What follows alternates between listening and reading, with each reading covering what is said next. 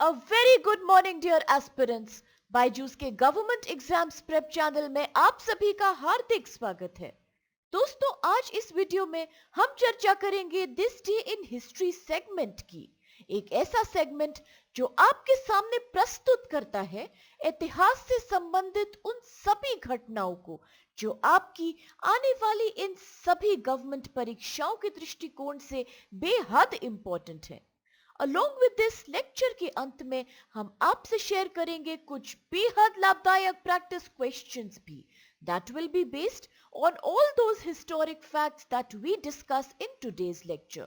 तो आप अवश्य ही आज के सभी ऐतिहासिक फैक्ट्स को और घटनाओं को ध्यान से समझते हुए इन क्वेश्चंस के उत्तर करने का प्रयास कीजिए।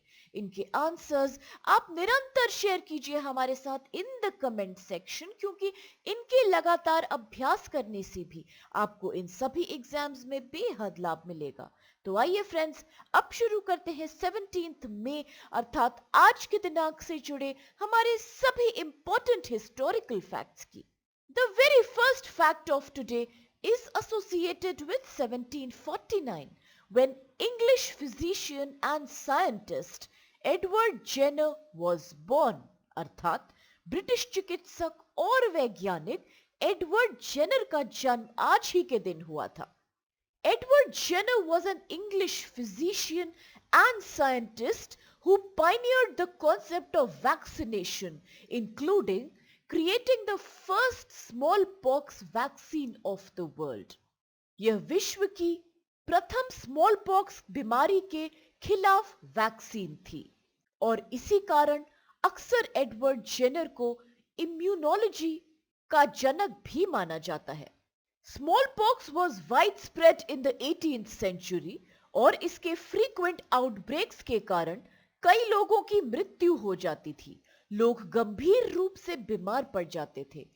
एडवर्ड जेनर ने यह ऑब्जर्व किया कि वो व्यक्ति जो कैटल के साथ काम करते थे अर्थात काउस के बीच में काम करते थे, उन्हें काउ पॉक्स नाम की एक बीमारी अक्सर हो जाती थी, परंतु यह स्मॉल पॉक्स की तरह खतरनाक नहीं थी और यह लोग बहुत जल्दी इससे रिकवर कर जाते थे। और एक इंटरेस्टिंग बात यह थी कि यह बीमारी इन व्यक्तियों को स्मॉल पॉक्स से भी सुरक्षा देती थी। Therefore, Edward Jenner understood this phenomena as the phenomena of immunity और इसी कारण उन्होंने एक्सपेरिमेंटल तौर पे एक जेम्स नामक बॉय के शरीर में काउपॉक्स के जर्म्स इंजेक्ट किए एंड लेटर ही injected the same boy with some smallpox substance, परंतु जेम्स को कोई भी गंभीर इंफेक्शन डेवलप नहीं हुआ। इसी के साथ एडवर्ड जेनर की पहली वैक्सीन सफल हो गई and he proved that how antibodies were created against smallpox by using the vaccine. वर्ष 1798 में इन्होंने कई और केसेस का अध्ययन करते हुए एक किताब पब्लिश करी जिसका नाम था an enquiry into the causes and effects of variolae vaccine.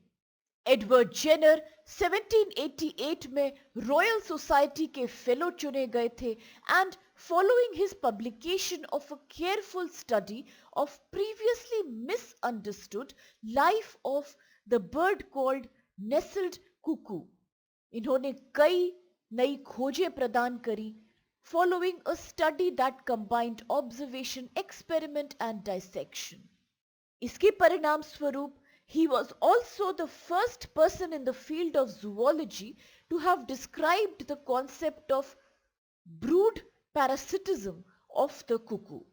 In 1803, in London, he became the president of the Jennerian Society, concerned with promoting vaccination to eradicate smallpox। Edward Jenner की vaccine ने एक foundation स्थापित किया for contemporary discoveries in the field of immunology. इनके द्वारा लिखी गई important book है 1801 में पब्लिश हुई the origin of vaccine inoculation. इन्हीं के प्रयासों के परिणाम स्वरूप finally in 1980 the World Health Organization declared smallpox as an eradicated अर्थात विश्व में समाप्त होने वाली डिजीज। और इसके साथ आइए अब चल के देखते हैं आज का अगला फैक्ट जो संबंधित है 1782 से, when the treaty of Salbai was signed, अर्थात सालबाई की संधि पर हस्ताक्षर किए गए थे। द ट्रीटी ऑफ सालबाई, जिसने प्रथम एंग्लो मराठा युद्ध को समाप्त किया था, पर 17 मई 1782 में ब्रिटिश ईस्ट इंडिया कंपनी और मराठाओं के बीच हस्ताक्षर हुए थे। सालबाई मध्य प्रदेश राज्य में ग्वालियर जिले के समीप स्थित है। पहले यहां डिस्कस करना आवश्यक है कि what were the events that had led to this treaty. तो याद रखिए कि the first Anglo Maratha war started in 1775 effectively after signing of the Treaty of Surat between East India Company at Bombay and Raghunath Rao, जो कि uncle थे of the newly crowned Peshwa Narayan Rao. Raghunath Rao Peshwa बनना चाहते थे और इसी कारण उन्होंने ब्रिटिश से मदद मांगी थी, परंतु the Calcutta council of the company ने समर्थन दिया नारायण राव को और उनके काबिल मिनिस्टर नाना फडणवीस को। They signed the Treaty of Purandar in 1776, जिसके अंतर्गत उन्होंने नलिफाई कर दिया the Treaty of सूरत को। This new treaty gave British the possession of Salsette and also pensioned of Raghunath Rao, परंतु बॉम्बे काउंसिल द्वारा रघुनाथ राव को आश्रय देने और नाना फडणवीस के द्वारा फ्रेंच को एक पोर्ट देने के परिणाम स्वरूप अंग्रेजों और मराठों के बीच पहले से ही तनावपूर्ण संबंध और ज्यादा बिगड़ गए। The battle of Wadgaon followed, in which Marathas ably led by Mahadji Shinde defeated the English. ऐसी कई लड़ाइयों के पश्चात finally the treaty of Salbai was signed which effectively ended all these hostilities. और क्या तय हुआ इस ट्रीटी ऑफ सालबाई के अंदर? तो आप याद रखिए कि यहां कुछ इस प्रकार फैसले लिए गए कि सबसे पहले the areas of Salsette and Broach were to be retained by the East India company.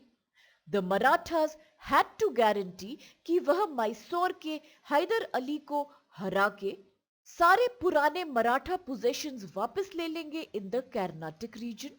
They also promised not to allow any French settlements in their regions. The British in return accepted Narayan Rao's son Madhav Rao too as the rightful Peshwa, and they pensioned off Raghunath Rao. The Treaty of Salbai resulted in 20 years of relative peace between Maratha Empire and the East India Company until the outbreak of the Second Anglo-Maratha War जो हुई थी 1802 में। और अब इसके साथ आइए देखते हैं अगला फैक्ट आज का, जो है कि किस प्रकार world Telecommunication and Information Society day is observed, अर्थात विश्व दूरसंचार और सूचना समाज दिवस आज ही के दिन विश्व भर में मनाया जाता है। World Telecommunication and Information Society Day is an international day proclaimed in November 2006 by the International Telecommunication Union Plenipotentiary Conference held in Antalya in Turkey. यह दिवस दो अलग अलग ओकेजन्स को साथ में कंबाइन करके बना है। यह दो दिवस थे, पहला तो वर्ल्ड टेलीकम्युनिकेशन डे और दूसरा वर्ल्ड इंफॉर्मेशन सोसाइटी डे। तो आइए दोनों के ऊपर अलग अलग चर्चा करते हैं। Talking about World Telecommunication Day, this was observed to commemorate the founding of the International Telecommunication Union on 17 May 1865। इस दिवस का उद्देश्य था to raise global awareness of social changes brought about by internet and new technologies. इसका उद्देश्य ये भी था to reduce the digital divide. And if we talk about the World Information Society Day, तो यह एक अंतरराष्ट्रीय दिवस था proclaimed on 17th May by United Nations General Assembly resolution following the 2005 World Summit on Information Society in Tunis. इसका उद्देश्य था to focus on the importance of information communication and technology अर्थात ICT. इस दिवस को UN जनरल असेंबली ने adopt किया था बाय रेजोल्यूशन ARES 6252. परंतु फाइनली नवंबर 2006 में द ITU अर्थात International Telecommunication Union Plenipotentiary Conference ने इन टर्की डिसाइड किया to celebrate both these events together on 17th May as one World Telecommunication and Information Society Day. और अब इसके साथ आइए चल के देखते हैं अगला फैक्ट, जो है कि किस प्रकार world hypertension day is observed around the world today. अर्थात आज के ही दिन हर साल 17 मई को विश्व भर में विश्व उच्च रक्तचाप दिवस प्रतिवर्ष मनाया जाता है. It is celebrated by world hypertension league WHL annually on 17th May to spread awareness about hypertension disease, its prevention, detection and control. World hypertension day का उद्घाटन पहली बार वर्ष 2005 में किया गया था. बेसिकली यह एक हाई ब्लड प्रेशर कंडीशन होती है जिसके कारण अन्य health problems such as heart disease and stroke होने का खतरा बढ़ जाता है. यहां यह भी याद रखिए कि ब्लड प्रेशर को मॉनिटर करने के लिए जिस इंस्ट्रूमेंट का इस्तेमाल किया जाता है उसे स्फाइग्मोमैनोमीटर कहा जाता है. अगर बात करें कि वर्ष 2021 की थीम क्या है इस दिवस की, तो इस बार थीम है major your blood pressure accurately, control it, live longer. तो अब आइए चल के देखते हैं कौन से क्वेश्चंस आज हमारे सामने हैं. And the very first question is which treaty signed in 1782 had ended the first Anglo-Maratha War. अर्थात 1782 में किस संधि पर हस्ताक्षर किए गए जिसने प्रथम एंग्लो मराठा युद्ध को समाप्त किया था. ऑप्शंस है A treaty of Purandar, B treaty of Surat, C treaty of Devgaon या the treaty of Salbai. The next question is who had developed the first vaccine against smallpox अर्थात चेचक के खिलाफ पहला टीका किसने विकसित किया था. ऑप्शंस है A Edward Jenner, B Robert Koch, C Paul Ehrlich या D Louis Pasteur. The third question is when did the World Health Assembly declare the world free of smallpox अर्थात विश्व स्वास्थ्य सभा ने किस वर्ष में विश्व को चेचक से मुक्त घोषित किया. ऑप्शंस है ए 1977, बी 1970, सी 1978 या डी 1980.